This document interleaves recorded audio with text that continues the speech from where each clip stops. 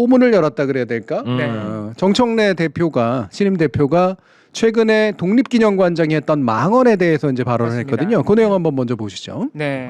자, 이 논쟁의 출발점이 정청래 대표인데요. 정청래 대표가 왜 이런 얘기를 했느냐? 아까 말씀해주신 대로 독립기념관장 김영석이라는 사람이 네. 8월 15일 광복 80주년에 광복은 연합군 승리로부터 받은 선물이다. 이런 얘기를 합니다. 이거 망언 수준 아닙니까 네. 이거 진짜. 그리고 심지어 윤봉길 의사까지 유언을 언급을 하면서 무장투쟁한 윤봉길 의사도 아들한테는 공부 열심히 해서 의사 되라 그랬다. 네, 과학자들을 그랬다. 네, 의사가 아니죠. 과학자 되라 그랬다. 그러니까 독립운동의 의미를 부정하는 발언을 한 것이죠. 그러니까. 네. 그거를 굳이 독립기념관장이. 네. 자, 이 발언 때문에 정청래 대표가 8월 18일 날 이런 얘기를 했다는 게 중요해요. 네. 왜냐하면 이따가 한 사람이 등장하거든요. 네. 네. 이 맥락에서 정청래 대표가 이렇게 얘기했습니다. 민주당은 역사 내란 세력도 철저하게 척결해 가도록 하겠다. 어떻게 독립기념관장이 광복절 경축사에서 우리 민족의 피와 희생으로 일군 독립의 역사를 부정한단 말이냐. 네. 헌법전문에서 대한민국은 3.1운동으로 건립된 임시정부의 법통을 규정하고 있다. 그럼에도 1948년 8월 15일 정부 수립일을 건국절로 하자는 논란이 아직도 끊이지 않고 있다. 건국절을 1948년 8월 15일로 하자는 속셈은 그 이전에 나라가 없으니 애국도 없고 매국도 없다. 친일도 없고 독립운동도 우리의 역사가 아니다라는 망국적인 주장이다. 이렇게 얘기를 했습니다. 예. 그래서 이 부분은 그냥 다 맞는 말이라. 그러니까 네. 그냥 일단은 소개를 하는 거고요. 네. 그 다음에 나오는 이 한 사람의 이야기. 한 남자. 그러니까 이 사람이 좀 이상한 거예요. 예. 일단 두 번에 걸쳐서 또 얘기를 해요. 맞아요. 예. 페이스북에 글을 2번이나 길게 씁니다. 자, 일단 맥락이 굉장히 이상한데 읽어드릴게요. 정청래 대표가 말하는 역사 내란? 정권 잡았다고 역사를 잡은 것처럼 행동하면 안 됩니다. 저는 이 첫 문장부터 도대체 이 사람이 무슨 소리를 하고 있는 건가? 아니 누가 역사를 잡았대요? 아니 김영석이라는 사람이 이상한 소리를 해서 교정을 해주고 있는 거잖아요. 역사를 잡은 것처럼 행동하면 안 돼. 무슨 역사를 소리가- 잡은 것처럼 행동하는 건 어떻게 행동하는 거예요? 이게 진짜 모르겠네. 돌잡인가 봐요. 어머, 우리 아이가 역사를 잡았어요. 그건 생각 못했는데. 야, 그건 생각 못했는데. 저는 이 문장에서 말이죠. 이 한 남자의 트라우마가 예. 이 한 남자는 말이죠. 옆에 아이가 다가와도 뭔가를 잡으려고만 하면 그렇지. 잡는 게 싫어. 잡는 게 싫은 잡는 거야. 게 싫어. 잡는 게 싫은 거야. 네. 혹은 자기 어깨를 잡거나 뭐 이런 데를 잡아도 싫어하는데 그렇지. 뭐 손이 그 위로 올라와서 뭔가를 잡으려고 하면 예. 우악 막 이런단 말이에요. 그렇죠. 예. 특히나 정권 잡은 것도 싫은데. 그렇지. 너무 싫지. 나 말고 다른 사람이 뭘 잡은 거 싫은 거야 지금. 그렇죠. 야, 나 그렇게까지 생각 못해봤는데 그런 해석이 가능하구나. 아, 굉장히 훌륭한 프로젝트 분석이. 네. 예. V 아무튼 보여줘 V. 첫 문장부터 이 사람은 핀트가 사실 나간 겁니다. 네. 예. 그러더니 이렇게 얘기합니다. 민주당 정치인들 중 브라질의 룰라 대통령을 좋아하는 분들이 많은 것 같다. 그러니까 뜬금없는 점프들이 계속되고 있죠. 네. 갑자기 자, 브라질로 갔습니다 지금. 아까 네. 김영석 독립기념관장의 망언 소개해드렸죠. 지금 그것 때문에 논쟁이 시작이 됐는데 예. 룰라 얘기를 꺼내요 갑자기. 그러더니 그 룰라 대통령이 2004년 중앙일보와 한 인터뷰에서 이승만 대통령의 농지개혁을 극찬을 했다. 네. 그러더니 그 농지개혁에 대해서 또 미주알구주알 씁니다. 네. 그러고 나서 아마 이거 이제 다음 문단에 20일 날. 있는 글은 20일 페이스북이에요. 예. 갑자기 그러더니 또 이런 얘기를 합니다. 1919년과 1948년의 8월 15일을 둘 다 자랑스러워하면 된다. 나는 둘 다 자랑스럽다. 아니 누가 아니라고 했니? 아니 누가 아니라고 했냐고요. 역사 내란 우는 핏대 세우며 국민을 가르치고 훈계하려 들면 우스워집니다. 굳이 따지자면 진짜 역사 내란은 8.15 강복절에 윤미향을 사면하는 것입니다. 네. 도대체 대화를 종잡을 수 없는 저는 정청래 대표가 이걸 보고 네. 아마 할 말을 잃었을 것 같아요. 아니 네. 뭐 정청래 대표 같은 경우에는 그분 성격상 아예 상대를 안 해줄 그러니까 거예요. 뭔 아니, 개소리야 이런 거. 네. 아니 이 사람이 뭐 지금 뭐 국힘에서 뭐 당직이라도 해요? 그냥 평당원이잖아요. 아 그것도 네. 그렇네. 네. 급도 안 되고. 급도 안 돼요. 일단 아까 읽어드렸지만 정청래 대표의 글에는 농지개혁이 등장하지 않습니다. 네. 근데 갑자기 한동훈은 농지개혁에 꽂혔어요. 이 사람이 언제지? 당대표 선거할 네. 때인가? 음. 그때도 한번 그때 중간에 이제 네. 유세 나가고 막 그러면서 네. 농지개혁 얘기를 막 엄청 했었거든요. 아, 어디서 배운 거야? 그러니까 뉴라이트한테 아마 네. 배운 게 저거 하나일 네. 거야. 이 정확하게 윤석열의 전차를 따라가고 있는 네. 거 아닙니까? 네. 원래 사상이 빈곤하니까 음. 쉽게 배울 수 있는 거 자극적인 거, 말되는 것처럼 보이는 거. 네. 그거 따라가고 있잖아 지금. 그리고 아까 초경정님께서 이거 페이스북글을 편집하신 거예요라고 물어보는데 네. 편집이 조금 됐지만 필요 없는 문장을 지웠을 뿐. 그렇죠. 네. 거의 그대로입니다. 예. 그러니까 이 사람의 논리가 그렇게 튄다는 거예요 지금. 네. 예. 이승만의 농지 개혁을 극찬한 부분입니다라고 해놓고 그 뒤에 네. 그 인터뷰한 내용에 관련된 언급이 이제 나오고. 네, 일부 쓰죠. 예, 일부 씁니다. 네, 특히 뭐 브라질 같은 경우에는 농지 개혁이 안 돼가지고 여전히 대주주들이 농지들을 대부분 갖고 있어서 농업 발전에 큰 어려움을 겪고 있다. 네. 뭐 이런 얘기 쓰면서 그래서 이승만 대통령이야말로 우리나라 근대화의 아버지다. 뭐 이렇게 씁니다. 네. 네. 그게 이제 중앙일보에서 그냥 그렇게 네. 한 건데 룰라가 뭔만 하면은 그러면은 다 우리는 따라가야 돼. 룰라에 의해서 막 문제가 생기겠네요. 그러니까 룰라가 우리 대통령이야? 진짜. 그러면 저는 한동훈한테 물어보고 싶은 게 네. 얼마 전에 이재명 대통령이 첫 G7 순방 갔을 때 그때 룰라 대통령하고 거의 브로맨스 영화 찍었습니다. 맞아요. 그러면은 한동훈 대표 룰라 따라서 이재명 지지할 거예요? 네. 그러니까 말도 안 되는 소리라고 있어. 거꾸로 반대로 그죠. 네. 네. 룰라 대통령을 여기 괜히 가져와. 그럼 반대로 그러니까 이승만의 농지 개혁을 정확히 찝어가지고 한 얘기도 아니긴 하지만 룰라 대통령이 농지 개혁에 대해서 좀 칭찬하는 말했다고. 네. 그럼 룰라를 좋아하게 됐으면 네. 룰라의 모든 걸 다 좋아했겠네. 그렇지. 자기도. 그렇지. 룰라는 심지어 지금 미국하고 싸우겠다라는 입장이거든요. 네. 아 반민주의자인가요? 네. 그러면 반미까지는 아닌데 관세 때문에. 아니 한동훈 말이에요. 아, 한동훈. 예. 그리고 룰라 대통령이야말로 검찰한테 가장 심하게 당한 대통령 아니에요? 그렇죠. 아 맞네. 그러니까 한동훈의 포지션은 누가 봐도 룰라의 정반대 편이란 말이에요. 네. 네. 정치인을 뭐라고 해야 돼? 정치인을 공격하던 검찰의 입장을 대변하는 사람이잖아요, 한동훈은. 근데 갑자기 이제 와서 왜 갑자기 룰라주의자가 된 거야? 왜? 그러니까 그리고 또 두 번째 8월 20일 이게 둘 다 자랑스러워하면 됩니다. 저는 자랑스럽습니다. 너는 아니냐? 뭐 이제 이 얘기잖아요. 그렇죠. 예. 굳이 말하면 48년은 자랑스럽다라기보다는 안타까운 거고. 예. 그렇죠. 그리고 나만만의 그냥 단독 정부를 수립했어야 그렇죠. 됐으니까. 역사적 사실이죠, 그냥. 그냥 역사적 사실이고 1919년 자랑스러워야지. 네. 그래서 아, 그리고 48년이 부끄럽다는 얘기가 아니라 그렇죠. 19년에 이미 우리는 건국이 된 거기 때문에 그래서 48년이라고 하는 거는 안타깝지만 우리 먼저 시작해야겠어 라고 하는 어떤 그 날짜죠. 예. 왜 이 사람은 1945년을 근데 얘기 안 할까요? 그러니까요. 네. 네. 더 중요한 건 1945 아니야? 1945년에 8.15 광복절을 얘기해야지. 그리고 그 누구도 1919년 3.1 운동이나 1948년 남한 단독 정부 수립 둘 중에 하나를 버리자고 얘기한 사람 아무도 없습니다. 맞습니다. 둘 중에 하나를 버려야 되는데 하필이면 헌법상 우리 법통인 임시정부 1919년을 버리자고 하는 사람들이 바로 뉴라이트고 윤석열인 거예요. 김영석 같은 자들이고. 그래서 논쟁이 발생했는데 혼자 또 딴소리하고 있는 거예요. 네. 네, 둘 다 자랑스러워하자고.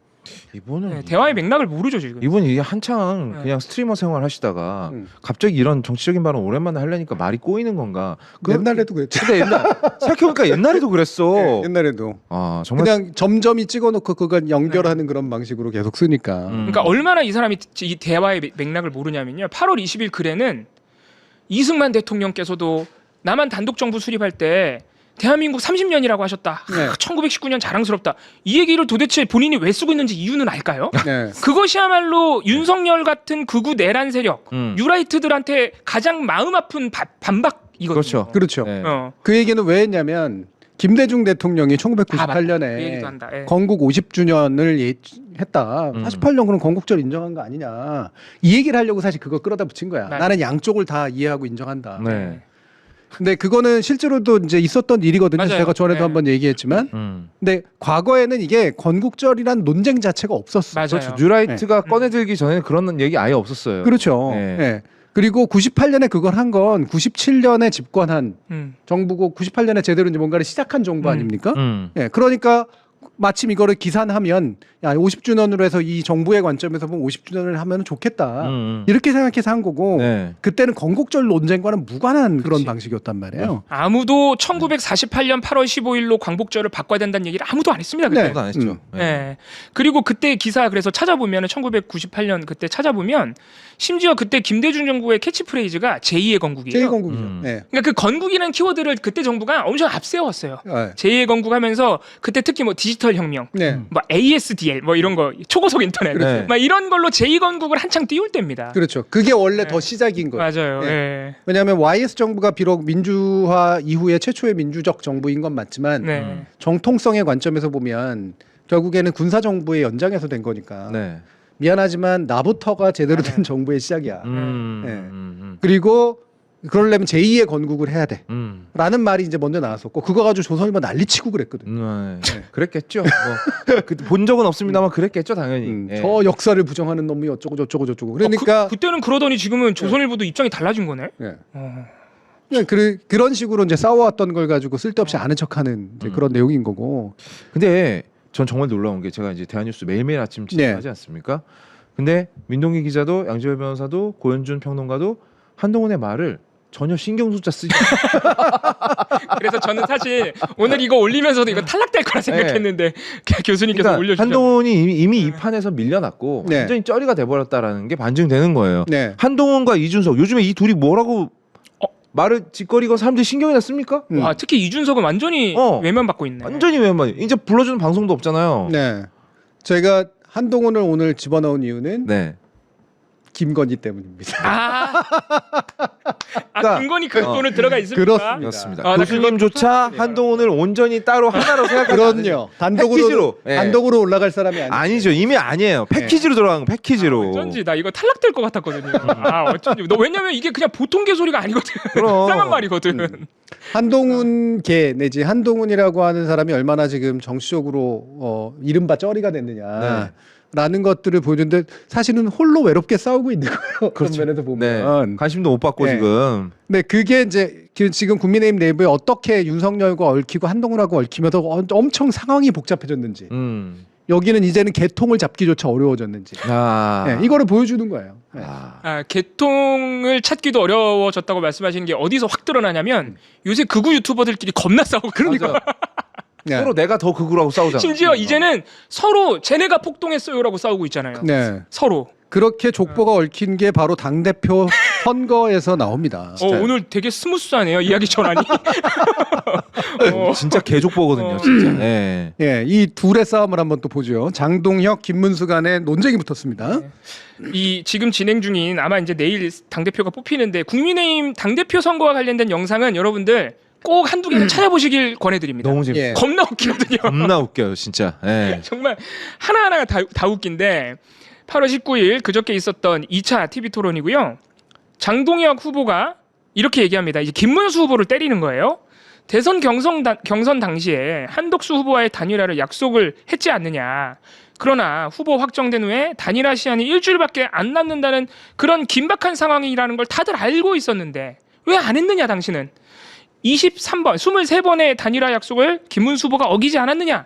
단일화 의사가 정말 있었던 거 맞느냐? 라고 물어보자 김문수 후보가 단일화가 안 됐다면 한덕수 후보가 국민의힘 후보로 등록해서 나왔어야 하는데 안 나오지 않았나요? 나는 단일화를 했습니다. 예. 단일화를 했다는 정말 정면 돌파 전략. 네. 아닌데 나 단일화 했는데? 저는 귀를 의심했습니다. 나로 단일화 된 건데? 단일화를 했대. 야. 단일화 의사가 있었느냐? 그 의사를 물어봤던 건데 네. 결과를 얘기하는 거죠. 예. 단일화 안 됐냐? 단일화 했으니까 내가 후보로 된 거 아니냐? 그렇지.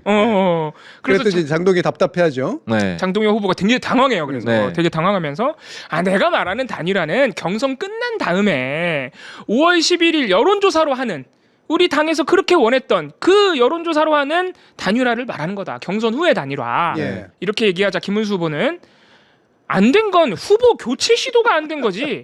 단일화는 됐다. 그리고 맞는 말이야. 예. 그리고 당신은 나의 상황실장, 네. 우리 선대본부장이었는데 왜 자꾸 단일화 안 했냐고 나한테 물어보냐. 예. 여기서부터 장동혁 후보가 KO. 여기서 김문수가 이겼습니다. 예, 이겼죠. 네, 여기서 확실하게 이겼어요. 제가 저 사진을 가져온 이유가 저겁니다. 상황실장.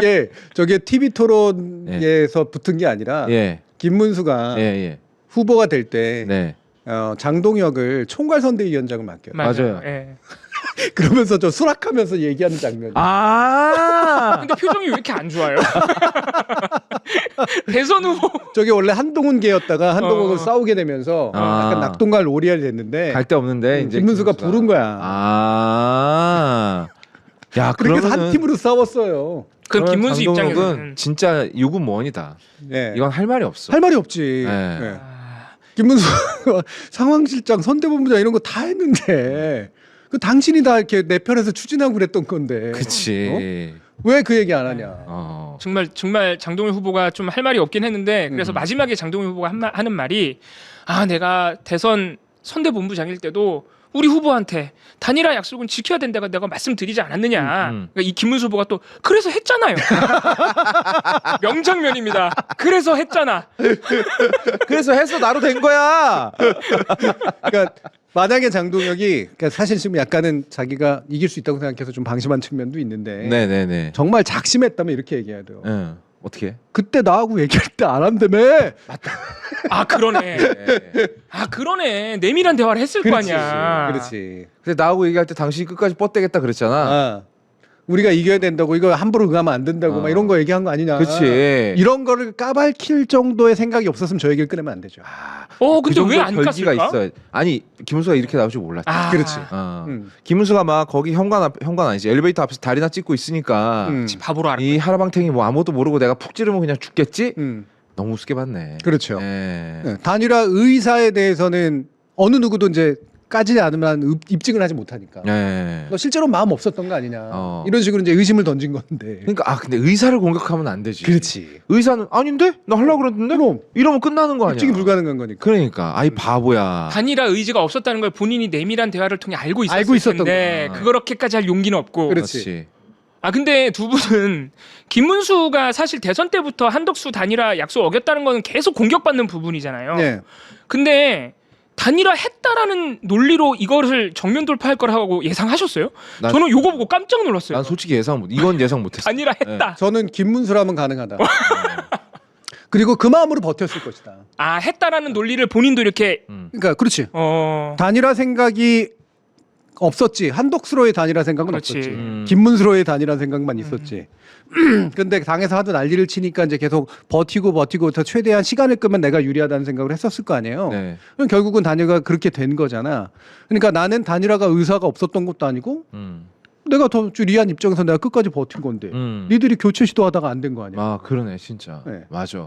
야 김문수가 준비를 좀 했나 아니면은 이건 그냥 내가 봤을 때 이거는 그때 이제 후보 교체가 실패하고 나서부터 김문수 머릿속에 계속 있었던 합리화네. 네. 보니까. 합리화이기도 하고요. 저는 김문수의 스타일상 자기는 정말로 그랬다고 생각하는 거라고. 네. 자기는 한덕수가 후보가 되면 안 되고 단일화하면 무조건 내가 이기는데 하지만 미리 이제 할 필요는 없으니 그래서 한덕수의 어떤 정당성을 계속해서 약화시키는 방식을 쓰면 결국 나한테 유리하다. 그래서 자기가 이겼다 이거야. 결국 그 방식으로 이긴 거지. 그러니까 나중에 할 수가 없으니까 어차피 저쪽 국민의힘 쪽에서 후보를 내리고 새로 올리는 아주 무리수를 써버린 거 아니야. 단일화 과정하고 전혀 상관이 없이 써버린 거잖아. 네. 그러니까 김문수는 자신감이 있었던 거예요 오히려. 나는 아무런 1점 부끄러움이 없다 이런 거지. 그러니까 그 과정 전체가 단일화 과정이었던 거야. 네. 내가 버티고 그치. 한덕수가 와가지고 그럼. 내 손 붙잡고 얘기하고 이랬던 게 아니 그럼 좀 더 좋은 조건 가져오지 그랬어. 네. 이야 이 노인네 보소. 그리고 더 웃긴 건 장동혁이 얼마나 준비가 안 되는지를 보냐면요. 아까 다시 한번 띄워서 보여주시면 23번의 단일화 약속을 어겼다라고 얘기를 하잖아. 이건 숫자를 키워가지고 이제 어쨌든 막 하는 거 아니에요? 나름대로 세보긴 했겠죠. 예. 할 거다라고 얘기를 했겠지. 그런데 너는 단일화 했지 않냐? 그랬더니 약간 그러니까 당황하면서 내가 말하는 단일화는 경선 후 5.11 여론조사로 하는 단일화를 말하는 거다. 요거 아마 경선 후부터 5.11 여론조사까지 실제로 김문수 후보가 어떤 식으로든 단일화를 하겠다, 여론조사 받겠다라고 23번 약속했는지 찾아봐야 돼요. 요거는 아마 김문수 후보가 경선 후에는 그런 얘기 한 번도 안 그러니까요. 했어요. 네. 경선 끝난 다음에는 그때부터 버티기 들어갔거든. 네. 그리고 장동혁 후보 본인 질문도 틀렸네 그럼. 23번은 처음부터 센 거야. 그렇지. 처음부터 세지 않고선 저 숫자가 나올 수가 없어. 그러니까 대선 경선 시작부터 센 거죠. 그렇죠. 네. 저걸 세고선 당황하니까 말을 움찔움찔하면서 아니 진짜 속마음 너 진짜 여론조사를 할 생각 없었잖아. 요 얘기를 하고 싶으니까 되게 급하게 나왔네 이 급하게 나온 거죠. 그럼 23번이 맞을 수가 없어. 그렇지. 아, 심지어 본인이 일주일밖에 시간이 없어서 너무 급박했다는 얘기까지 해버렸어. 그렇지. 예. 일주일 안에 어떻게 그러니까. 23번을 약속해. 막 가면서 막 아니라 거의 하루에 몇 번을 해야 돼 그러면서 하루에 몇 번이에요? 하루에 한 3-4번씩 말해야 되네. 그렇지, 세네 번씩 말해야 돼. 정작 그때 김문순이 인터뷰도 잘 안 됐어. 아예 카메라 앞에 나오질 않았다고. 예. 아 근데 장동혁 후보 얘기가 나왔으니까 장동혁 후보의 그 논란의 연설 장면은 예. 도대체 어떤 심리에서 그런 그런 뭐왜 저는 저 사람 왜 저런지 모르겠어요 진짜. 아니 지금 뽕을 심하게 들이켜서. 그렇죠. 예. 예. 아 내가 이제 이 사람 사실 그동안 집도절도 없이 또 달았잖아요. 내가 오씨 가슴이 막 미치겠는 거야. 막 나 지금 나 내가 당 대표 되는 거야? 우와 씨 내가 돼? 아 그럼 나 공천 장사도 이제 앞으로 내가 다 하는 거야? 그렇지. 옆에서 봤는데 이거 와 이거 완전 팔자 바뀌는 일인데 그 히틀러 빙의한 거지. 아 그러니까 너무 신났구나 지금. 신났죠. 지난주에도 이 얘기 하긴 했는데. 장동혁 의원은 지금 사실은 초선급이에요. 맞아요. 중간에 보궐로 들어와서 예. 잠시 했고 1.5 그리고 선. 재선된 거잖아요. 네. 네. 시간으로 치면 4년도 아마 제대로 안 했을 거예요. 맞아요. 예. 네. 그런데 당 대표급이 된다고? 아우. 예. 원래는 꿈도 못 꿨을 거야. 네. 근데 이게 어떻게 하다 보니까 어부지리로 자기한테 지금 뭐가 오게 생겼네. 전환길이 자기를 이뻐해 주네. 네. 그러니까 아 이건 조금만 더 하면 되겠다라고 생각하면서 엄청난 그 뽕빨이 이제 네. 올라온 거지. 네. 근데 원래 문제는 실제로 지금 지지율이 네, 될 거. 올라가고 있다는 게 문제야. 네, 네. 지금 이미 다른 여론조사 어디였더라? 거기서는 지금 김문수 제꼈어요. 그러니까 국민의힘의 그 특징이 이게 참 웃긴데 이게 무주공산이라고 표현하기 좀 그렇고 예. 주류는 있는 거니까. 네. 근데 그게 윤석열이로 대변되는 윤어게인으로 대변되는 세력이 이제 주류 당원들의 어떤 세력이라고 볼 수가 있는데 네. 문제는 그렇다고 해서 이 사람들이 정말로 윤어게인을 바라는 건 아니잖아. 그렇지. 윤이 당한 거에 대한 복수심일 뿐인 거지. 음. 그러니까 김문수도 그런 의미에서 선택됐었던 거거든 대선 후보도. 그렇죠. 예. 근데 김문수 한번 했잖아. 음. 또 당대표까지 밀 이유가 없어. 네. 네. 김문수가 뭔가 적극적으로 뭔가를 했다면 모르겠는데 또 그런 것도 아닌 것 같고 이번엔 장으로 한번 해볼까? 정도로 가는 거야. 네. 전환길이나 이런 사람들의 입장에서 보면. 음. 다시 말하면 장동혁도 김문수도 윤석열도 이 세력의 믿음의 대상이 아니거든. 아. 그런데 일단 뽑아준다. 그러니까 일단 뭐 얘도 안 되면 제로 안 되면 한번 얘로 줄 세워보기야. 네. 근데 그거는 그러면은 그 당원들도 뭐랄까, 그러니까 우리가 흔히 상식적으로 적절하다고 여기는 당원들의 정신 상태가 아닌데요? 아니죠. 예. 네. 그냥 이른바 뷰티 콘테스트인데 그러니까. 예. 내 눈에 이쁜 애가 누구지? 요번에 한번 걔를 뽑아볼까? 지금 그 상태인 거예요. 예를 들면 안철수 아니야, 조경태 그럴 수 없어, 그치, 너무 김문수 아 그나마 얘인가 이렇게 생각했는데 장동혁이 신성으로 나타난 거죠. 네. 예. 그리고 그냥 반짝이 입고 막 노래 부르고 있는 지금 반짝이 노래는 그거 한동훈 좋아하던 시절 아닌가? 그 지난번에 제가 보여드렸던 사진이 거의 진짜 시골 장터에서 맞아요. 트로트 부르는 가수 같은 약장수 느낌. 네, 네. 이 느낌이잖아요. 네. 아 정말 진짜 그러니까 나는 국힘이 사람 개판이다. 뽑는 걸 봤을 때 언제나 대세를 쫓아가는. 네. 그리고 그 대세도 누가 정했는지도 모르고 항상 전환길 같은 사람이 한 명 등장을 해. 예. 지금까지는 정광훈도 그 역할 맞아. 여러 번 정광훈이 했었고. 그랬어요. 예. 그리고 뭐 그게 아니라면 뭐 이제 그 예전엔 또 박근혜가 점지한 사람. 네. 뭐 이런 식으로 갔잖아요. 그렇죠. 그러니까 누가 힘 있는 사람이 한 명 찍어줘. 그럼 그냥 무지성으로 따라가는 경향이 너무 세요. 그렇죠. 누가 정말로 훌륭하다고 생각해서가 아니라 네. 얘인가? 쟤인가? 오, 쟤인 것 같아. 그럼 막 붙어. 대세가 형성돼. 그럼 니들은 나쁜 놈들이야. 아, 그렇지. 이렇게 되는 거지. 예. 그러니까 지금은 저희 국민의힘은 누군가를 세울 수 있는 정당이 이미 아니에요. 네. 정당으로서의 기능을 상실했어. 여러 번 얘기하지만. 정당이 무너졌어. 네. 이게 무슨 인기 투표하듯이 대표를 뽑고 있다는 건데 정당이라는 건 그러면 안 되잖아요. 정당에 정강 정책이라는 게 있는 거고 기조라는 게 있는 거고 이념이라는 게 있는 건데. 정작 장동혁 연설을 들어보면요, 뭘 어떻게 하겠다는 얘기도 별로 없어요. 네. 그냥 누구 공격하는 얘기. 또 윤어게인. 그렇지. 윤어게인 그냥 거의 대놓고 얘기하는 수준이지 지금. 근데 김문수 후보, 이 장동혁 후보와의 이 한덕수 단일화 문제에 대한 문답을 봤는데 김문수 후보가요. 요 단일화 문제에 대해서만 아주 얘기를 잘했고요. 네. 나머지 토론 내용은 진짜 가관입니다, 여러분. 말도 아니. 진짜 아까 봤던 한동훈 전 대표의 횡설수설은 상대도 안 돼요. 네. 거의 혼자 딴소리합니다. 네. 네. 그러니까 이게 안철수와의 대담이 아주 네. 걸작이었습니다. 네. 제가 그래서 김문수는 이거에 있어서만큼은 진심이라고 내가 얘기해요. 아, 예, 예, 예. 지금이 명정 상태야. 이렇게 정신이 똑바른 상태는 요거고 병상체는 이제 이러고 있다가 왜 무슨 소리야? 내가 그거는 내가 한 거지. 아 너무 찰떡으로 묘사를 해주자. 아 정확히 이 상태가 맞는 거 같아요. 네. 아 맞아.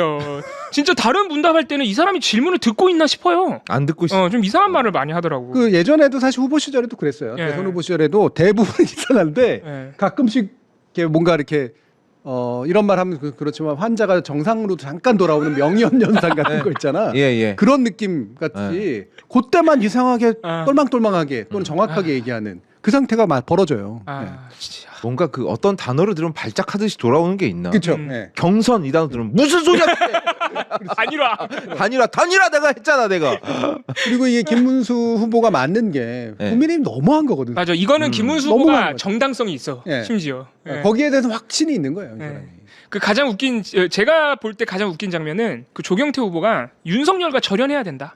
그게 보수의 가치를 지키는 거다 그랬더니 김문수 후보가 아니 어떻게 인간관계를 자르라고 하냐. 그것은 보수의 가치가 아니다. 여기가 진짜 하이라이트인데 보수의 가치는 가족을 지키고 부부를 지키는 것이다. 뭐? 진짜 이렇게 얘기해요. 배우자를 지키는 게 아니라 부부를 지키는 네, 거라고? 가족을 지키고 부부를 지키는 게 그게 보수의 가치고 그래서 자기는 윤석열이랑 절연을 못 하겠대. 정말 나는 이런 얘기를 살다 처음 들어봤어. 동네 극우 할아버지도 이렇게는 말 안 할 것 같거든요. 뭔 놈의 보수의 가치는 다 지표할 대로 갖다 써. 이거는 근데 김문수 후보의 특징 중에 하나인데, 막 지어내서 거짓말하거나 네, 네. 이렇게 막 이렇게 요소를 떠는 스타일은 아니거든요. 그럴 능력도 없고요. 네. 예. 그러면 우리가 듣기에는 이상하지만 네. 이 사람한테는 합리적인 구조 안에 들어와 있는 거야. 마치 우리가 왜 강아지들이 예. 한 가족이라고 자기는 생각하듯이 그렇지. 예. 뭔가 이렇게 자기 나름의 그 우호감이라는 게 있잖아요. 예. 그러니까 윤석열을 받아들인 순간 그리고 윤석열이 자신을 경사노위 위원장에서 노동부 장관까지 시켜주는 순간 이 사람은 윤석열과 같이 하기로 마음 먹은 거야. 아 약간 조폭 마인드네. 네. 그러니까 이 사람 내 가족이지 말 그대로. 나를 봐줬고 그러니까 나도 이 사람을 봐줘야 돼. 이게 의리야. 이 사람 보수의 가치라고 표현했지만 의리라고 사실 나오고 있는. 그러네. 그런 심리가 있네요. 네. 내가 딴 건 뭐 개헌 같은 거 잘했다는 거 아니지만 그래도 나는 윤석열을 그렇게 내치지는 못해. 굳이 그래야겠어? 이 얘기를 하는 거지. 조폭 의리잖아, 그냥. 근데 가족 지키고 부부 지키는 얘기 왜 한 거야 그럼? 아니 부부 지킨다는 말이 너무 웃긴데 그러면은 그 부부의 범위는 뭐야? 어떤 부부를 그러니까 지키겠다는 그게 거야? 아까 교수님 말씀하신 우리 한 식구야. 그렇지. 요런 마인드에서 이제 나온 조폭식 의리의 의미인데 네. 그 부부라는 단어가 나왔다는 건 윤석열 부부를 다 지켜주겠다는 그런 무의식이 또 있는 거 아닐까? 그러니까 예. 가족과 부부라는 이제 가족주의적인 단어가 이제 쓰이는 거고 예. 거기에 무의식에 이제 부부도 다 지켜주겠다 그런 것 같아요. 겹치니까 예. 단군 얘기 나오듯이 나온 거예요. 네. 야 김문수급이야 나. 근데 원래 마음의 상태는 그냥 조폭적 의리인 거지. 야 그러네. 생각해보니까 그러네. 난 그렇게까지 배신하는 사람은 아니다. 이렇게 얘기하는 거고. 아무튼 근데 어쨌든 우리가 여기서 길을 잃으면 안 되는 게 국민의힘 당대표 선거가 이렇게 아사리판이 된 거는 김건희와 한동훈의 관계 때문에 개통이 지금 없어졌기 때문이다. 개통이 너무 혼잡해졌기 때문에. 꼬여버렸어. 꼬여버렸어. 요 맥락을 잊으면 안 됩니다 지금. 이게 얼마나 개판인지 바로 또 여기서도 나옵니다. 심평과 김건희 사이의 문제에서. 야 여기도 아주 걸작입니다. 예. 네, 진짜 심평 변호사 저번에 한번 다룬 적이 있거든요 시사번역기에서. 예. 그때 교수님께서 이 사람 이제 다루지 말자는 식으로 말씀을 하셨는데 예. 제가 이거는 후보로 안 올릴 수가 없었어요. 왜냐면 그때도 윤석열 접견 갔다 와서 이 사람 이상한 소리를 했거든. 예. 예. 근데 이번에 또 김건희 접견을 갔다 왔다 그러면서 예. 이렇게 페이스북에 썼습니다. 한동훈이 어쩌면 그럴 수가 있었겠냐고 한탄하기도 했다. 김건희 여사가. 그가 그렇게 배신하지 않았더라면 그의 앞길에는 무한한 영광이 기다리고 있었을 것 아니냐. 이렇게 말씀하셨다. 그래서 나는 이렇게 대답해줬다. 한동훈은 사실 불쌍한 인간입니다. 그는 허업의 굴레에 빠져 평생 혹시나 하는 마음으로 대권 낭인이 되어 별 소득 없이 쓸쓸히 살아갈 것입니다. 그는 그야말로 인생의 낭비자일 뿐입니다. 그 말과 함께 많이 어렵겠지만 그를 용서하도록 노력해보라고 권고했다. 그게 정임 들면 그의 현상과 초라한 미래를 연상하며 그를 잊어버리도록 하라고 했다. 네. 일단은 자기 뽕이 되게 심한 상태고요. 네. 네. 진짜- 이분 페이스북 보니까요. 되게 문학적으로 써있어요. 되게 자기가 글도 잘 쓰고 막 사상적으로도 네. 되게 깊고 예. 어? 자기가 막 되게 철학적으로 잘 갖춰져 있는 인간이라 네. 이 불쌍한 사람들을 내가 다 지금 어루만지고 있어. 아주 공자 납셨어 아주. 지금 대자 대비 관세음 보살 같은 태도를 예. 지금 취하고 있는 거예요. 예. 예. 그러니까 쓸데없이 저렇게 막 이렇게 뭐랄까 이렇게 그러니까 풍선처럼 부풀려진 말을 쓰고 있잖아요. 지금. 네. 허업의 굴레. 예. 뭐 이런 것도 그렇고. 사실 한동훈은 허무의 굴레에 더 가깝죠. 네. 네. 근데 이게 이제 뭐냐면 저희가 지난 시간에도 얘기했지만 이 사람이 이제는 완전히 끈떨어진 사람이 됐으니까 네. 어디서 주목을 받아야 되는데 주목을 받을 건 결국 김건희나 윤석열과의 영광몰이뿐이 없어. 네. 예. 거기에 좀 의존해야 돼. 계속 찾아가서 그 사람들을 수단으로 쓰고 있는 거야 사실은. 그 사람들이 걱정이라기보다는. 네. 그러니까 수단으로 써서 왜 그 김건희가 자기 언제나 자기 중심으로 놓고 사진 찍듯이 네. 윤석열 배경으로 예. 놓고. 이것도 자기 주인공으로 쓰는 그렇죠. 거예요. 이 글도. 예. 예. 그러니까 내가 김건희한테 무슨 얘기를 해줬는지가 훨씬 중요해. 그렇죠. 예. 예. 아 그러면 지금 본인이 주인공 되려고 김건희를 이용하고 있는 거죠. 예. 야 어쩜 근데 이 윤석열 김건희랑 친한 사람들은 다 캐릭터가 똑같네요 그럼. 예? 다 자기가 주인공이어야 돼. 서로 이용해 먹는 거야. 놀라울 정도의 공통점이 명태균도 그렇고요. 그렇죠. 서성빈 씨도 그렇고요. 예. 이 심평 변호사도 그래요. 예. 똑같아요. 똑같죠. 그리고 한동훈도 사실은 마찬가지고. 한동훈도 비슷해요. 그러네. 예. 근데 한동훈 여기 등장했잖아요. 저는 이거는 진실이라고 봅니다. 김건희가 이런 말을 했다. 한동훈 배신. 아. 진실이라고 보고 이게 어. 자기가 막 뜨기 위해서 진실이 들어가 있거든. 아 그렇지. 신평 변호사 입장에선 다 거짓말할 순 없고. 예. 어. 그러니까 그 김건희가 가지고 있는 한동훈에 대한 배신감 이게 분명히 표출이 됐었을 것이고 김건희가 그걸 사실로 얘기했는지는 모르겠지만 지 가만히 있었으면 다음 대선 네가 먹는 건데 네. 아이고 그놈이 그걸 복을 차버렸다고 배신자로 이제 그렇죠. 보는 거지. 네. 예. 그 얘기까지 했었을 거라고 저는 짐작해요. 했을 것 같다 근데. 네. 했지 100% 했지. 그 정치인 체포 명단에 뜬금없이 한동훈이 2등인가로 올라가 있잖아요. 네. 그게 사실 김건희의 의중 아니냐라는 의심들이 많이 있었어요. 그리고 네. 나는 네. 이게 상당 부분 이번 전당대회를 노려서 아마 누가 되든지 간에 한동훈 좀 조져버려라 라는 억하심정까지 맞아요. 담겨서 나온 말이라고 봐요. 네. 네. 이게 네. 그래서 김건희 씨도 김건희 씨인데 심평이 본인이 약간 전당대회에서 여론을 움직이는 사람처럼 그렇지. 보이려고 네.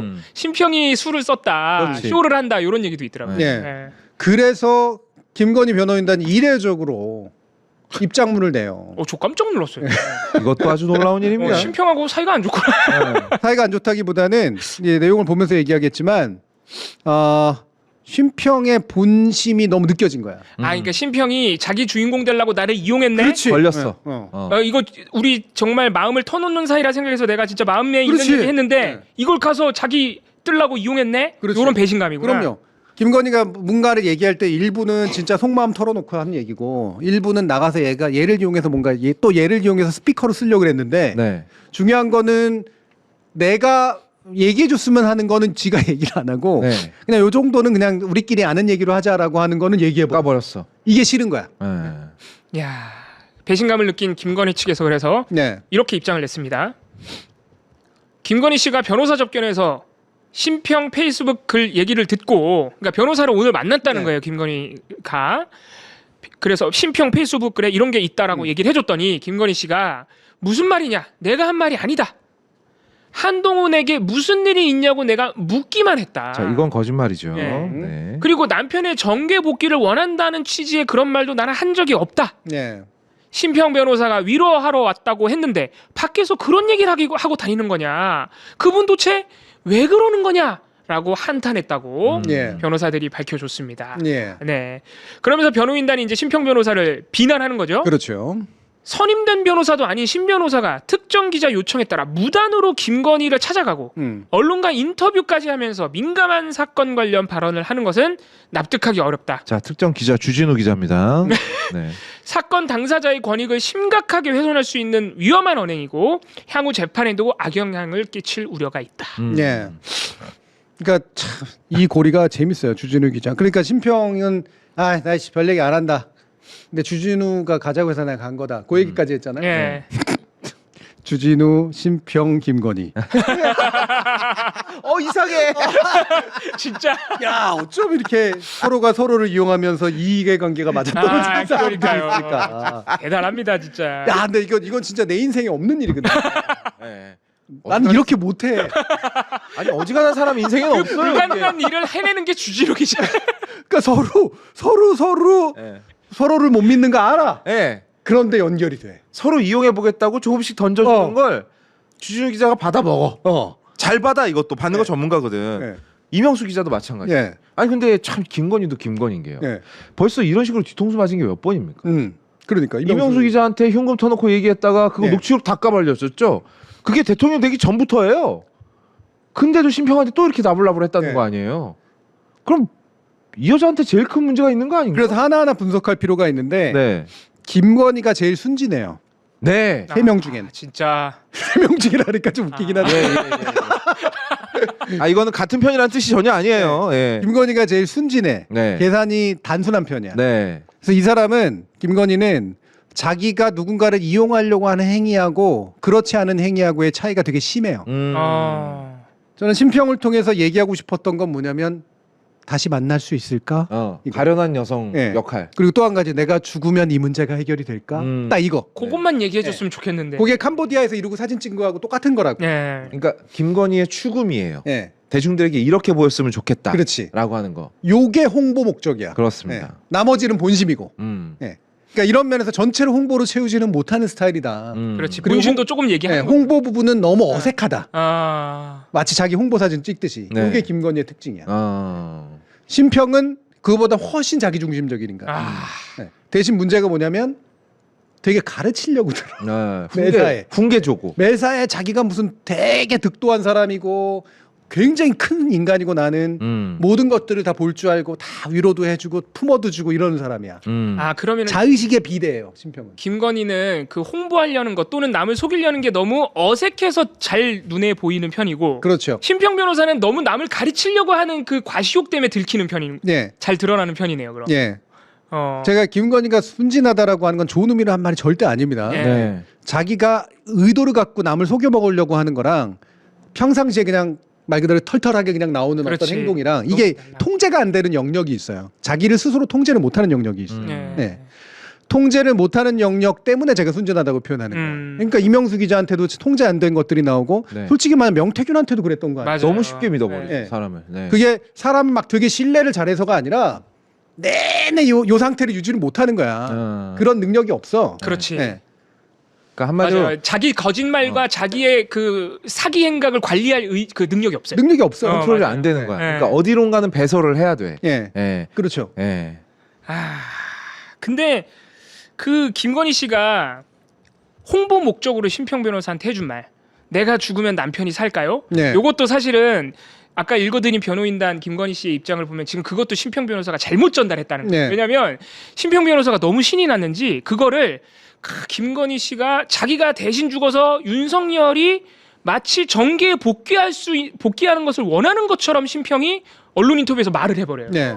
그러니까 아까 변호인단 입장에 보면 김건희 씨가 내가 언제 윤석열의 정계 복귀를 얘기했냐. 그러니까 그것도 김건희는 그냥 가련한 여주인공 이미지 그렇지. 이런 것만 원한 건데 네.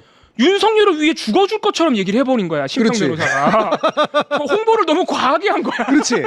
사실은 윤석열 때문에 한 게 아니라 나 때문에 그렇지. 한 거거든. 네. 김건희 씨는 나를 위해서 홍보해달라 그런 건데. 그러니까 내가 혹시라도 막 약간 극단적인 선택을 하거나 아니면은 이제 남편을 이렇게까지 부부를 이렇게까지 가둬놓으면 안 되는 거 아니야? 네. 그럼 나는 약간 약하게 별을 주거나 중간에 풀어주지 않을까? 음. 요 생각이 있는 거죠. 그렇죠. 원래 집행유예가 목적인 사람이니까. 네. 그리고 윤석열은 어차피 사형 아니면 무기니까. 그렇지. 풀려날 일이 없거든.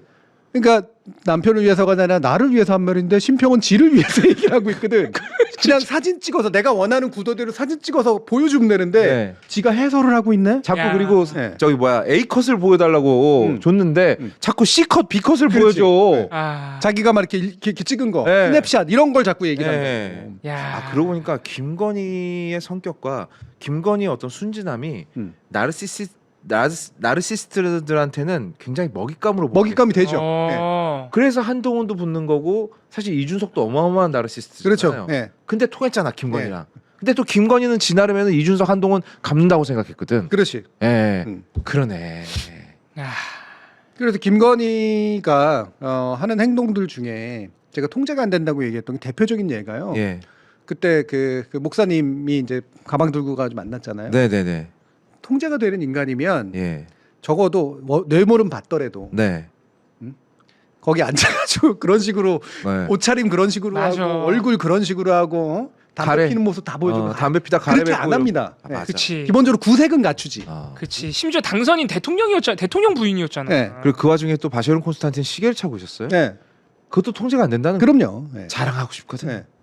아, 어쩜 이런 사람이 참, 진짜 황당하다 진짜. 그래서 아. 통제를 하는 영역은 어색하고 통제가 안 될 때가 있을 수밖에 없으니 그게 먹잇감이 되는 거야. 아. 이용해 먹으려는 사람들한테. 아. 야, 그러면 지금 이런 사람들이 지금 윤석열, 김건희 옆에서 다 끈떨어진 권력인데도 그것마저도 이용해서 이제 본인이 주인공이 되려는 사람들이 있고, 마지막 하나 빨아야지. 네, 그리고 국민의힘 당대표 선거에 나온 사람들도 사실은 다 똑같다는 거 아니에요. 윤석열 어게인을 진짜로 생각하는 건 아니고 거기서 떨어져 나온 권력을 내가 잡아야겠다. 네. 국민의힘 안에서. 네. 그러니까 국민의힘 당대표 선거가 개판이 되는 거고. 네. 솔직히 말해서 이제 아까 그 변호인단의 얘기를 보면 약간 과하거든요. 너무 화가 많이 났어요. 네. 네. 예를 들면 한동훈이 배신을 했다라고 직접 얘기하진 않았지만 어쨌든 한동훈에 대해서 가지고 있는 불편한 감정, 서운한 감정을 드러낸 거, 그리고 뭐 여러 가지 이제 자기가 먼저 목숨이라도 끊어야 되냐는 둥 뭐 이런 거 있잖아요. 네. 그냥 감정 표현한 거 이런 거 괜히 왜 얘기했냐. 그게 맨 나중에 뭐라냐면 사건 당사자의 권익을 심각하게 훼손할 수 있는 위험한 언행이며 향후 재판에도 악영향을 끼칠 우려가 크다. 별로 악영향 없을 것 같은데? 네. 그리고 이거 혹시 자백 아니에요? 예. 진짜로 한동훈을 체포명단에 자기가 넣은 거 아니야? 그러니까. 그래서 악영향 끼친다는 예. 거 아니에요? 그러니까 그냥 말로만 치면 말 그대로 그냥 흔히 말하는 워딩. 그러니까 그냥 말로 옮겨진 것만 치면 이게 특별히 뭐 자백도 아니고 증거도 아니고 그러니까 뭐 별것도 아닌데. 별거 아니거든. 네. 근데 이렇게까지 화를 내는 이유? 저는 두 가지라는 거예요. 심평 너 씨 내가 왜 원하는 대로 안 얘기하고 네 맘대로 해. 약속이 다르잖아. 너 씨 앞으로 나 찾아오지 마. 그런 경고야. 경고. 너 씨 변호사라고 해가지고 와가지고 하지 마. 나 우리 변호사하고만 얘기해. 네. 이거 하나랑 두 번째 본심이 들킨 부분이 있는 거야. 한동훈을 미워하는 진짜 마음이 들킨 거야. 한동훈 저 재관련했었는데 죽도록 미운데. 저희 재관련했었는데 저거 잘못해서 새 나가면 어떡하지? 네. 내가 내란에 가담했다는 게 드러나면 어떡하지? 그런 무의식이 있구나 지금. 예, 예. 그래서 화가 많이 났구나. 그러니까 과잉하게 반응을 하는 거라고. 아, 그러네. 근데 변호인단도 그럼 너무하다. 그런 걸 잘 이렇게 숨겨주는 역할이 변호인단이 할 역할인데 그대로 써주고 있으면 어떡해. 여기 네. 변호인단 지금 돈을 제대로 못 받고 있다. 변호인단도 이상해요. 그러니까 이거는 흔히 말하면 흔한 정치적 변호를 하게 되면 심평 변호사가 와서 이러저러한 얘기를 하고 갔지만 네. 제대로 얘기된 게 아니라 본인의 해석을 너무 많이 덧붙인 것 같다. 우리 김건희 여사는 그런 식의 입장을 가지고 있지 않다. 그리고 아무래도 선임된 변호사와의 어떤 관계를 통해서 재판에 성실히 임하는 게 이 재판에도 훨씬 더 도움이 되고 진실을 소명하는 데도 도움이 된다고 보기 때문에 네. 웬만하면은 자기가 생각하는 대로 얘기를 좀 안 하고 앞으로 찾아주지 않으셨으면 좋겠다. 이렇게 얘기하면 되거든. 그러니까. 네. 이렇게만 해도 충분히 그 심평에 대한 경고 메시지는 되거든요. 네. 김건희가 노발대발 날한 거지. 그럼 김건희가 엄청 또 뭐라 그런 거야 이제 변호사한테. 그러니까 솔직히 말해서 김건희가 이런 식으로 경고문을 입장문을 쓰라고 강요했을 수도 있겠네. 변호인단한테. 지금 뭐하자는 이렇게 한 거지. 내가 내란 흑막인 거 들키면 니들이 책임질 거야. 막 이런 식으로 한 아마 거겠지. 그런 스타일은 윤석열이고 아마 김건희는 앉아서 조곤조곤 쌍욕했을 거야. 뱉으면서. 뱉으면서 나 담배 줘봐. 막 이러면서 막 이 심평 이 XXXX가 한동훈 XXXX 이 두 XX가 다른 XX가 뭐야? 뭐 다 XX밖에 표현이 안 돼. X가 몇 개가 나오는 거야 도대체? 트렉스라는 영화가 있잖아. 있습니다. 빈 디젤 주연이죠. 네. 아나키스트. 아나키 99, 아나키 99라는 단체가 등장을 합니다. 거기에. 예. 이게 이렇게 해석이 되네. 김건희가 본인의 내란 가담을 들킨다고 걱정했을 수 있다. 그렇죠. 네. 그리고 걱정하는 걸 보니 확실히 내란에 가담했다. 네. 그리고 한동훈을 또 미워하는 이유가 두 가지인데 첫 번째 한동훈이 저기 공천 엉망으로 만들었잖아요. 그거 다 받아먹은 거 공천으로 돌려줘야 되는데 일단 거기서 한번 딴지를 걸었고요. 그리고 한동훈 걔가 계엄 해제 투표에 참여했다는 그렇죠. 거예요. 예. 그거 한동훈이 뒤에서 조종한 거다. 너무 네. 미운 거. 사실은 한동훈이 조종한 것도 아닌데 누군가 뒤집어 씌워서 미워할 사람이 필요하잖아. 그러니까 안 그래도 밉던 놈 더 미워진 거지. 그치 너무. 근데 참 김건희 씨가 거짓말을 해도 잘해야 되는데 참 못하는 게 그 한동훈에 대해서 배신감을 느꼈다는 말을 한 적이 없다. 그러면서 이제 변명으로 내세우는 그 대체 현실이 한동훈 전 대표한테 무슨 일이 있었는지 물어봤다. 거짓말을 하려고 제대로 만드세요. 한동훈한테 무슨 일이 있어? 아무 일도 없어. 잘못 들으면 예. 걔 살아 있어? 아, 그 내가 보내라 그랬는데 왜 살아있지? 이런 거 들리잖아. 아, 참 거짓말을 하려 그래도 말이죠. 말을 급하게 만들어낸 거지 지금. 윤석열도 김건희도 다 진짜 거짓말에 성의가 너무 없어. 네. 그러니까 김건희는 화를 낸 거고 네. 변호사는 화를 말로 바꿔준 건데. 예. 근데 다 보여. 다 보여. 그게 문제야. 약간 옛날에 박진영 씨가 입었던 비닐 바스 입고 있는 것 같아. 다 보여. 정확히 말하면 비닐 바지. 비닐 반스는 네. 안 돼요. 비닐 반스는 안 되는 거예요. 그러네. 네, 그거 범죄예요, 그거는. 예. 검정 비닐 바스 괜찮지 않아? 안 돼요. 쓰레기 봉투. 네. 아 그리고 오늘 윤석열 김건희 얘기 나왔으니까 제가 오늘 봤던 뉴스 중에 진짜 웃긴 게 장경태 의원이 그 윤석열 척석 네. 윤석열 척석 영상을 보고 왔나 봐요. 예. 보고 오더니 아 윤석열 안 넘어졌다고. 의자에서 떨어지지 않았다고. 안 넘어졌다고. 아기처럼 발길질을 했다고.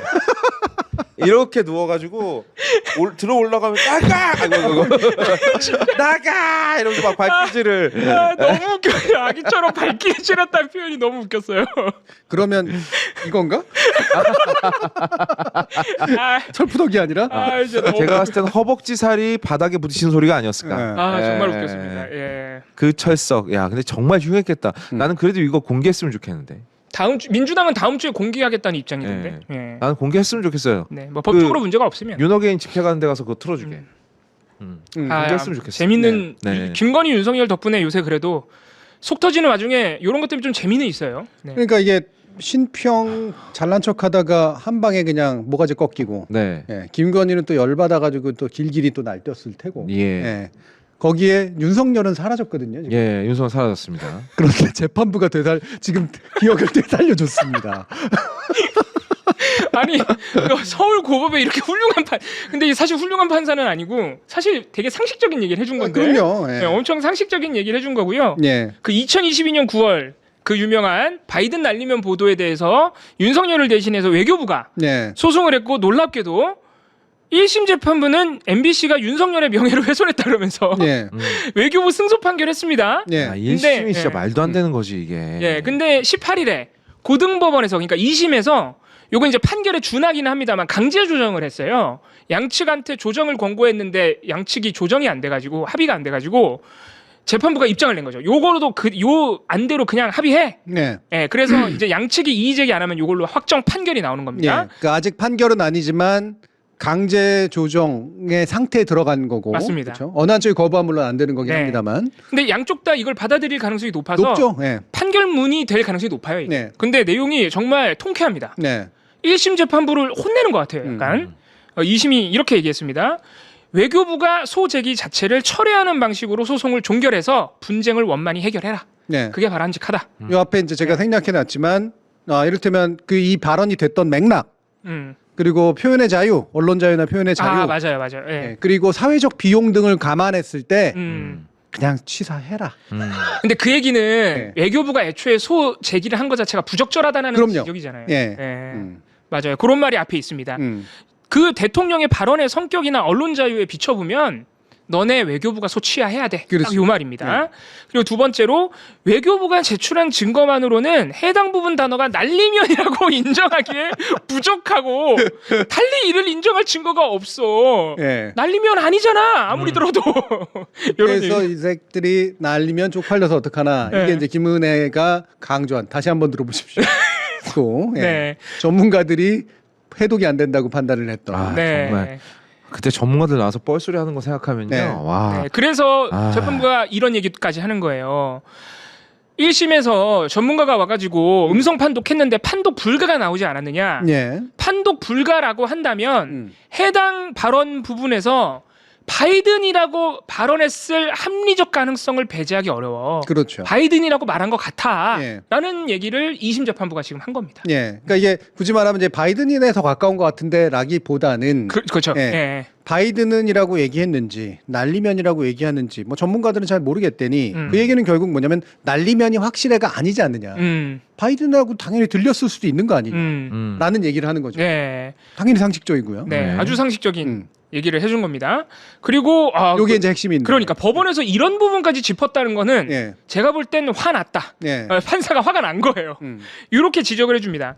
그 사건이 터졌을 때 보도 당시에 대통령실의 해명을 듣기 위해 입장을 밝혀달라고 기자들이 요청을 했지만 대통령실에서 발언 내용을 부인하거나 사실과 다르다는 취지로 분명하게 반박을 안 했지 않느냐 너네가. 그렇죠. 너네가 처음에는 아무 말도 안 해놓고 이제 왜 이러느냐. 네. 곧바로 반박하거나 입장을 표명했다면 해명을 함께 다루면서 내용이나 전체적인 분위기, 어조에도 보도 안에서 상당한 변화가 있지 않았겠느냐. 네. 근데 니네가 아무런 해명도 안 해놓고 뒤늦게 와서 소송까지 하면 안 된다. 네. 이렇게 지적했습니다. 이게 이제 제일 중요한 네. 부분이라고 보는 게 만약에 이 문제가 진짜로 니들 생각에 그러니까 제가 늘 얘기하지만 당사자가 얘기하면 돼. 당사자한테 물어봐서 뭐라고 하셨어요 도대체. 네. 예. 그러니까 나 그 얘기 안 했어 라고 얘기하면 본인은 안 했답니다. 예. 안 했었고 그러니까 이거는 혹시라도 외교 문제가 생길 수 있으니 보도를 좀 자제해 주거나 또는 우리의 반론을 담아가지고 얘기를 해 주십시오 라고 했으면 쪽팔리더라도 그렇죠. 그나마 나은 거예요. 그게 그나마 나은 해결책이야. 인정해 주길 바라좋지도 않아. 네네. 솔직히 인정하기 창피하지. 그렇잖아. 욕설했다고 인정하는 거니까. 예. 근데 그거를 왜 안 했냐 이거야. 그렇죠. 네. 그래 놓고선 일방적으로 보도했다라고 얘기하면서 소를 제기해? 뭐야 이게? 그러니까 윤석열은 그 정도로 조금의 쪽팔림을 감수하고 정무적으로 이 논란의 사안을 심지어는 미국에 대한 모욕이 될 수도 있는 이 외교적 사안을 네. 그냥 정무적으로 슬쩍 넘어갈 만한 자존심도 없는 거예요. 그러니까 그렇지. 그것마저도 쪽팔린 게 너무 싫은 거예요. 네. 나는 네. 윤석열 보면서 표정 진짜 기가 막힌 네. 장면인데 윤석열이 항상 자기보다 세다고 생각하는 사람을 만났을 때 나오는 표정이 있어요. 네. 네. 그 약간 이렇게 마당새처럼 이렇게 네, 비굴한 표정. 네, 비굴하게 쳐오는 네. 표정이 있거든요. 그러다가 아직 안면 근육이 덜 풀어졌어. 그래서 이제 빙글빙글 웃으면서 이제 약간 비웃듯이 조소하면서 조롱하는 느낌인데 이 비굴한 표정 역시 용감한 사람도 그러니까 자기 실수를 인정하는 것도 용감한 사람이 하는 거다. 그럼요. 네. 이 소인배들은 못해. 음. 깡딱 없는 소인배는 이것도 못한다라는 거를 정말 느낍니다. 그럼요. 네. 네. 그리고 그러니까 이게 자존감이거든. 네. 아 맞다 자존감이라고 해야겠다. 자존감이 높은 사람들은 사과를 합니다. 그렇죠. 자존심만 센 애들이 맞아요. 사과를 못 하는 거지. 맞아요. 네. 맞아요. 그리고 자존감보다 더 중요한 건 머리입니다. 네. 하다못해 정무적으로 머리라도 머리라도 돌아가야지. 돌아가면 이따위로 해결 안 해요. 네. 아이고. 야 어쨌든 참 이 사태가 해결되는데 지금 3년이 걸린 겁니다. 네. 참 슬픕니다 진짜. 이게 얼마 전에 MBC에서 스트레이트에서 이걸 다뤘잖아요. 맞아요. 예. 네. 지난주에. 그리고선 이제 이번 2심에서 요 얘기가 나와가지고 그나마 다행인데 이런 상식적인 판결을 보는데 이렇게 시간이 걸려야 돼? 아 나는 그 전에 그 비상식적인 판결에 대해서 누군가가 책임을 졌으면 좋겠어. 근데 그 진짜 1심 재판부 진짜 그 1심 재판부는 대놓고 윤석열한테 아부한 거야. 네. 야, 네. 판사들이 그런 참. 그러니까 저는 이 판사들의 이 태도 네. 이게 이제 사법개혁의 중요한 이유라고 생각합니다. 아 정말 동의합니다. 네. 네. 아니 뭔가 문제를 삼더라도 그럴듯하게 삼든가 예? 지가 법리를 구성하면 니들이 어쩔래? 맞아. 내가 딱 이 태도로 만든 거 아니야? 내가 그렇게 하겠다는데. 네. 내가 판결하면 끝이지 안 그래? 게다가 난 이건 언론학자이자 표현의 자유에 대한 신념을 가지고 있는 사람으로서 얘기를 하는 거예요. 예. 그리고 이런 건들이 없지 않았고 수많은 한 마이크 건들이 있었는데 이따위로 처리한 건 윤석열 정부가 처음이거든. 네. 전 세계적으로. 여기에 대해서 사법부가 1심에서 그것도 네. 손을 들어줘? 아이고야. 야, 이거 판사 누구지? 갑자기 궁금하네. 아 진짜 말도 안 되는 판결이 아 이거 충격적인 판결이에요. 이 네. 시간에. 전에 네. 저 뭐야 책상 탁 치니 억하고 죽었다라고 할 때도 이 정도까지는 아니었던 것 같거든요. 네. 그땐 그래도 기자들도 그게 말이 됩니까? 말도 안 그럼. 되잖아요. 이렇게 아니 우리 영화 1987에도 나오잖아. 그럼. 이게 말이야 막걸리야 이걸 뭐라고 기사를 쓰라는 거야. 근데 우리 언론이 그 정도의 질문을 했나? 네. 오히려 서로 쫄아가지고 MBC 저기 뭐야 전용기 맞아. 안 태우니까 네. 저희는 탈래요. 네. 아유 확 진짜 그치. 처음에 지들도 다 그렇게 보도해 놓고. 맞아요. 네. 싹 하고 조용히 하고 눈치 보고 있다가 네. 전용기 안 태우는 것까지 가니까 모른 척하고 넘어갔다가 네. 맞아. 나중에 그 이기주 기자죠? 네. 저 용산에서 쫓겨나니까 나 그럴 줄 알았다. 네, 뒤에다 대고 손가락질이나 하고. 슬리퍼나 신고 다니고 막. 아 지들 조선일보 다 신고 있었으면서 슬리퍼. 진짜 나쁜 거예요 조선일보는. 이게 딱 그게 벌어지는 딱 세 단계예요. 우리나라 언론들이. 진짜 생각난다. 음. 조선일보 슬리퍼 신었다고 비판 보고. 그래. 네. 그러니까 결국 사과하는 것도 어느 편에 서서 싸움을 시작하는 것도 다 용감해야 할 수 있는 거야. 진짜로. 그런 면에서 내 친구는 용감해. 내 친구가 누구? 그 저는 이 판결을 보면서 그리고 MBC 스트레이트 지난주에 한 거 잠깐만요. 보면서 이거 얘기 좀만 더 합시다. 이 얘기를 하자고? 아니 그렇다고 내 친구가 한 짓을 비워하자는 건 아니에요. 네. 아유, 사과할 수 있다는 아이, 게 그럼요. 용감하다는 거죠. 네. 네. 저도 응원합니다. 음. 그 이 일련의 사태를 보면서 갑자기 김은혜 의원이 한편으로는 딱하기도 한데 너무 못난 거예요 사람이. 김은혜 의원이 그때 당시에 참모들이 써준 사과문을 갖고 들어갔다가 털리고 나왔다는 거 아니야. 네. 헐린 정도가 아니라 개쌍욕을 먹고 나왔대. 한 30분에서 1시간 정도를 욕을 먹고 나왔대요. 네. 나올 때 얼굴이 허옇게 질려갖고 나왔다잖아요. 네. 야, 근데 나는 거기서 욕한 사람이 과연 한 명일까 두 명일까 너무 궁금하고. 네. 네. 교수님 아. 몇 명일 것 같으세요? 저는 네. 한 명인데 네. 윤석열은 아닐 거라 생각.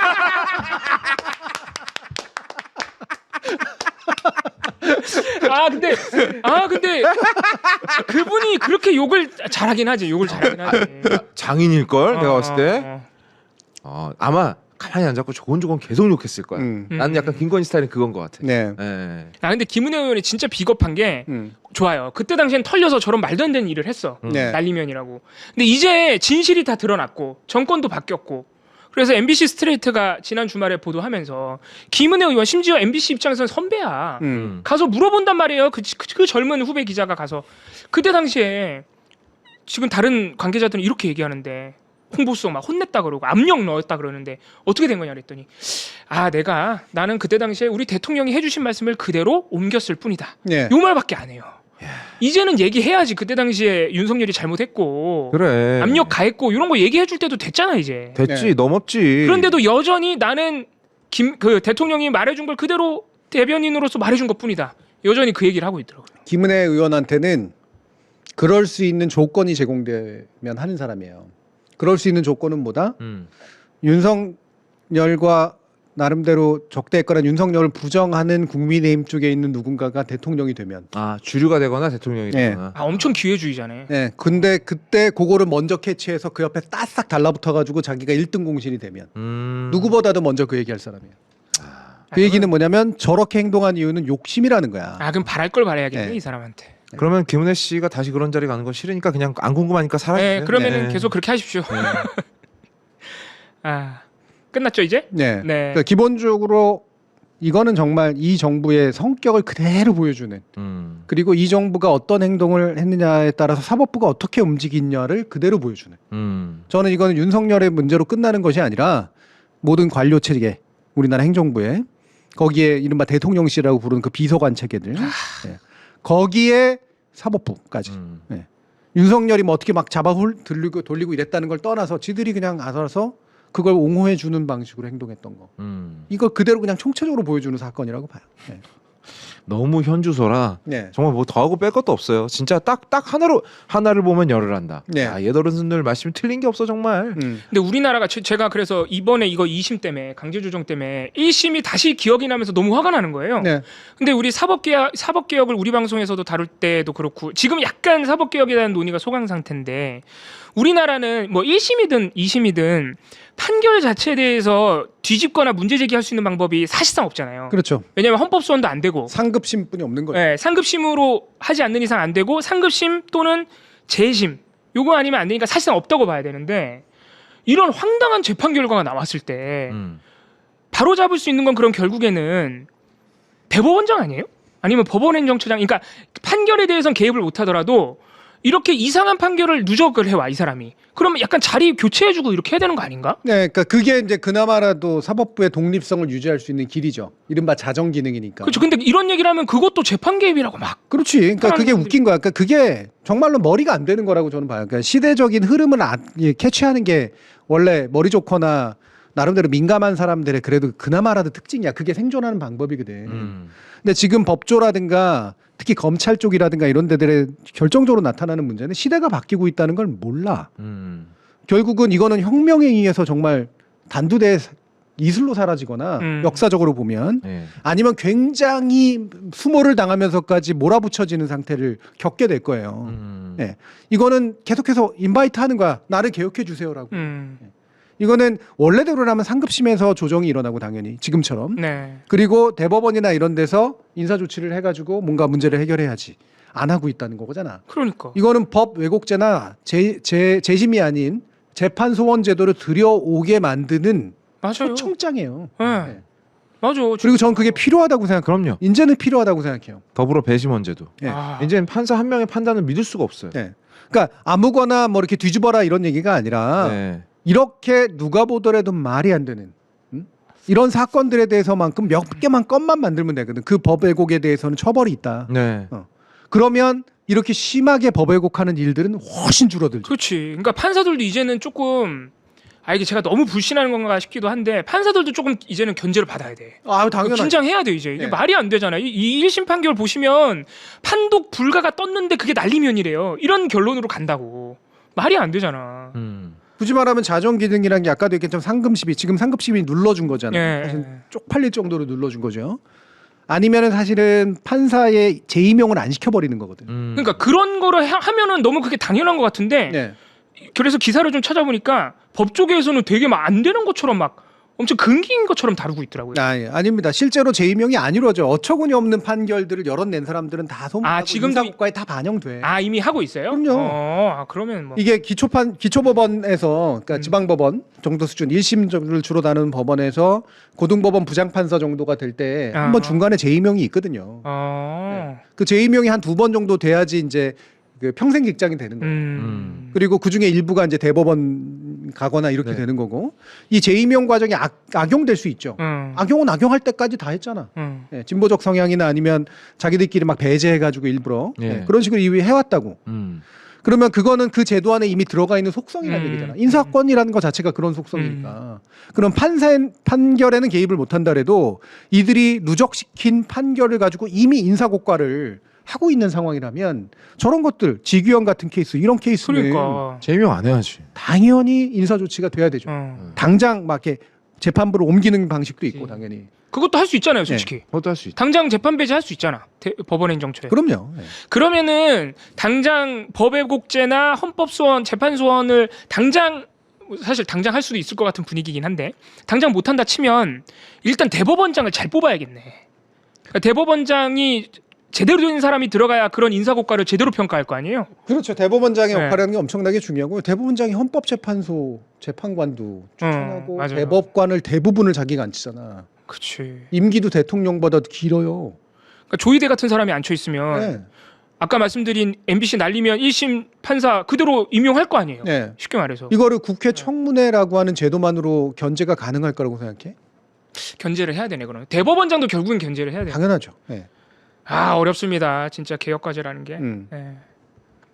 사실 황당한 판결이 이것만이 아니죠. 우리 조국 전 장관 얘기를 우리 방송에서 잘 안 했지만 네. 조국 전 장관 부부 판결도 사실 지금 보면은 사실 말도 안 되는 증거로 다 유죄 판결 내린 거 아닙니까? 웃긴 게 네. 재판의 상당 부분은 검찰이 만들어내잖아요. 그러니까 네. 수사 단계에서 이미 많은 것들을 만들어내. 왜? 재판부는 수사 단계에서 만들어진 그 증거를 배제할 능력이 없어요. 음. 네. 직접 조사를 안 하니까. 그럼 네. 그러면 이거를 기속해가지고 그냥 알아보는 거잖아요. 여기서 이미 90%가 결정이 된다고. 네. 근데 법리 구성에서 이제 문제가 있었다거나 기소 과정에 너무나 황당한 법리가 있었다거나 이랬다면 또는 증언이 바뀌거나 이랬다면 모르지만 그렇지 않다면 이거는 앞으로 계속 가는 거야.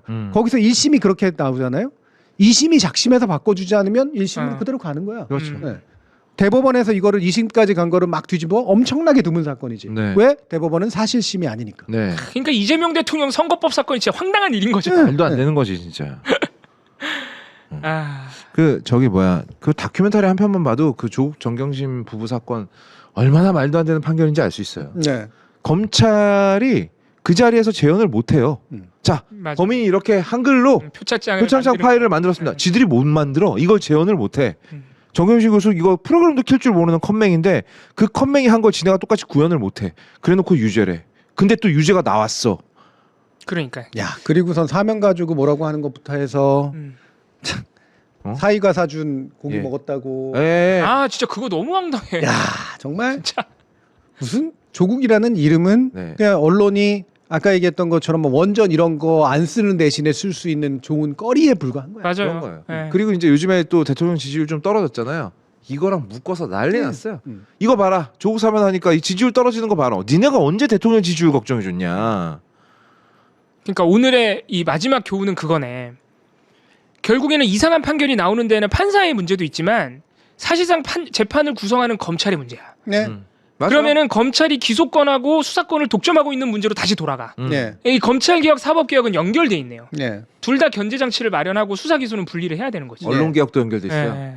언론 개혁도 같이 해야 돼. 그렇지. 언론도 거기서 또 지금 언론 개혁도 슬슬 하고 있죠. 왜냐하면 지금 메이저 언론으로 가던 정부 광고 같은 거 유튜브 채널로 돌리는 방안을 생각하고 있어요. 네. 이거 생각보다 엄청 클 걸요. 난리 칠 겁니다. 저 네. 기소 매체들. 난리 날 건데 몇 명은 그냥 이거 돌리는 것만으로 막을 수 있어. 이것도 아주 재밌을 겁니다. 네. 여러분. 길게 얘기하고 싶지 않아서 얘기를 안 하는데 입시비리라는 네. 말이 언제부터 생겼을까요? 입시비리. 입시비리로 처벌을 받았다라고 하는 그 우리가 그냥 상식적으로 생각하고 있는 그 사실이라고 하는 게 우리 사회에 언제부터 주된 범죄의 어떤 형태로 등장했냐고. 기억나요? 저는 수능 시험에서 커닝하다 걸리는 시험지 빼돌리거나 예예예. 그래가지고 생긴 문제를 제외하고 형사적으로 입시비리라는 형태로 처벌하는 거. 굳이 말하면 뭐 예체능계나 이런 데서 예. 그죠 실기 같은 거 볼 때 점수 맞아요. 조작하는 거 그죠? 보통 이제 서로 이제 짜고 예. 최초의 사례입니다. 거의 그러네요. 그러니까 최초의 사례예요. 스펙을 문제 삼아서 그래. 형사 범죄로 만든 거죠. 최초의 사례예요. 최초의 사례예요. 예. 여러분들이 그렇게까지 당연하는 범죄가 아니야. 네. 근데 뭘 그렇게 확신을 하냐고. 만들어낸 거라고. 마치 이제 윤석열이 어떻게든 만들어내서 그 최순실하고 해서 경제공동체 론을 만드는 방식 같은 것처럼. 네. 그건 그나마라도 이들을 처벌할 정당성이 너무나 명확했기 때문에 그 정도는 그래 검찰이 기소하는 데서 쓸 수 있는 틀이겠거니. 일종의 새로운 어떤 법적 예들을 만든 거죠. 입시비리한 범죄 딴 거 한번 가져와 보시라니까. 그러니까 지금 정유라 가져오시는데 정유라도 말 타는 거 그거 나중에 그거는 밝혀진 거잖아. 입시비리가 아니라 네. 사실상 미리 점 찍어놓은 거예요. 맞아. 이 사람을 뽑자고. 예체능에서는 그게 가능하거든. 네. 예. 그리고 한 명을 뽑아오는 게 가능하고. 나경원 의원 딸 사건. 그렇죠. 그것도 예체능에서 한 네. 명을 점 찍어서 미리 실기 시험에서 그렇죠. 얘를 붙여야 된다라고 이미 네. 어느 정도 공모가 돼 있는 거지. 심사는. 그리고 또 한 가지 만약에 이게 그렇게 해서 우리에서 이미 사법체계상 형법적 죄로 확정될 것이 너무나 분명한 사례라고 한다면 그 뒤로는 왜 한 건도 발생하지 않았을까? 그렇죠. 예. 가져와 보세요. 그거 확신하는 분들 왜 한 건도 안 발생했냐고. 우리나라 입시비리가 사라져서 그럴 리가. 그죠? 예. 갑자기 우리나라가 그렇게 조국 전 장관 덕분에 엄청나게 깨끗한 나라가 됐어요? 말이 안 돼요. 말이 안 돼요. 그리고 후보는 몇 명 있죠. 한동훈 딸, 심우정 딸. 근데 그 사람들 자녀들의 이야기를 언론이 조국 때처럼 씁니까? 그러니까 특히 심우정 딸은 취업 비리야. 그것도 2번이나 그렇지. 국가기관에. 근데 우린 걔네들 이름도 몰라. 그래서 우리가 이 방송에서 구체적으로 다룰 필요는 없으니까 조국 전 장관 부부 유죄 판결 나온 핵심적 증거 2개가 거짓말로 밝혀졌다는 점을 네. 그 빨간 아재라고 네. 그 빨간 재판을 처음부터 끝까지 쫓아다니고 지금도 최성해 동양대 총장을 따라다니고 있는 기자분이 계십니다. 그래서 빨간 아재 유튜브에서 한번 영상 찾아보시면 증거가 어떻게 지금 붕괴되고 있는지 자세히 설명을 해주셨습니다. 네. 추천드립니다. 빨간 아재 정말 대단하신 분이에요. 그러니까 뭐 진짜 우리 그 개혁 진보 쪽에는 정말 인내심 끝내주는 분들이 진짜 많아. 그리고 확실히 그런 분들 보면 야, 여기 법조 기사는 역시 재판 가서 써야 되는구나. 네. 그런 점도 느낄 수 있죠. 네. 이번에 저기 서부지검 아니 뭐라고 해야 돼? 폭동 말씀하시는 거예요? 예, 예. 서부지방법원. 서부지법. 네. 네. 서부지법 습격한 애들 중에 제일 중형 나온 애가 몇 년 나왔을 것 같아요. 지금 한 6년 나왔을 걸요, 걔가? 예. 네. 걔 들어가서 막 불 다 부수고 막 네. 휘발유 뿌리고 막 이랬던 애. 맞아요. 근데 거기 창문 깨고 들어간 애도 2년 5개월인가밖에 안 나왔어요. 4년. 정경심 교수. 그러니까. 아무리 얘기를 해도 네. 아무리 얘기해도 답정너예요. 솔직히 말하면. 그래서 얘기를 안 하려고 그러는 거야. 네. 어차피 마음 정해진 사람들은 그래도 잘못했고 맞아. 그래도 찾아보지도 죄 않아. 있는 거고 네. 어? 음. 그렇다고 그걸 옹호하냐 잘못이 전혀 없다는 얘기냐. 죄 있는 건 사실 아니냐? 예. 답정너라서 얘기를 안 하고 싶은 거야. 논쟁하고 싶은 생각이 없어요. 네. 적절히 어느 정도는 수긍하고 어느 정도는 이해하고 어느 정도는 유보하고 이래야지 뭔가 막 같이 말을 나눌 만한 그렇지. 태도가 생기지. 그렇지. 그럼 그렇게 생각하시라고. 당신은 죄가 있다고 생각하고 네. 당신은 그게 문제라고 생각하고 어차피 내가 설득한다고 돌아서지 않을 거잖아. 그렇지. 예. 근데 그런 식으로 당신 인생 털면 뭐가 나올 것 같아요? 그리고 죄가 있다고 한들 아까 어. 거업님 말씀하셨지만 그게 징역 4년, 징역 2년 받을 만한 일이냐고. 그런 건 언제나 작은 아. 문제지. 그 어. 사람들한테. 아, 그렇지. 진짜 말이 안 되는 왜? 거야. 남의 그건 일이니까. 됐고, 그건 어. 됐고 어쨌든 그래서 죄가 없다는 거야? 어. 답정너라고. 그러니까 당신들 알아서 생각하시라 이거예요. 네. 음. 넘어가시죠. 네. 예. 자, 그러면 이제 2부 아이고야. 오펜하이머 이야기를 해야 되기 저 때문에요. 영화 참 좋아하면서 싫어합니다. 예. 예. 우리 영화 정거장에서 잠시 만나겠습니다.